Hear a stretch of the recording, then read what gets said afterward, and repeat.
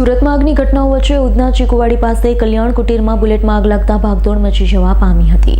સુરતના ઉધના ચીકુવાડીની બાજુમાં કલ્યાણ કુટીર ખાતે બુલેટના ટેન્કમાંથી પેટ્રોલ કાઢી સ્કૂટીમાં પૂરતી વખતે બાજુમાં સળગતા દીવા પર પેટ્રોલના છાંટા પડતા બુલેટમાં બ્લાસ્ટ થયો, જેને લઈ અફરાતફરીનો માહોલ જોવા મળ્યો। બુલેટ બ્લાસ્ટના લાઈવ વિડીયો સામે આવ્યા છે। જોકે બુલેટમાં લાગેલી આગ અને બ્લાસ્ટમાં સદનસીબે કોઈ જાનહાનિ થઈ નથી। ફાયરની 5 ગાડીઓ દ્વારા આગ પર પાણીનો મારો કરી કાબુ મેળવાયો। હું સબ ઓફિસર નોટમ કે ખલાસી બેસ્તાન ફાયર સ્ટેશન। કઈ જગ્યાએ આગ લાગી હતી, શું ઘટના છે?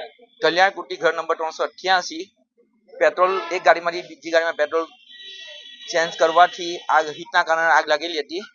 એમાં એક છોકરો દાઝી ગયો હતો, લગભગ 3% જેવું દાઝી ગયેલું છે ડોક્ટરના જણાવ્યા પ્રમાણે। એ જાનહાનિ?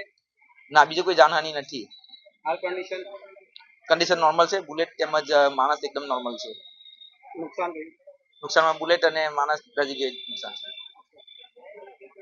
Bureau report S9 news Surat. અમારી તમામ માહિતીથી અપડેટ રહેવા માટે જોડાયેલા રહો S9 ન્યૂઝ સાથે।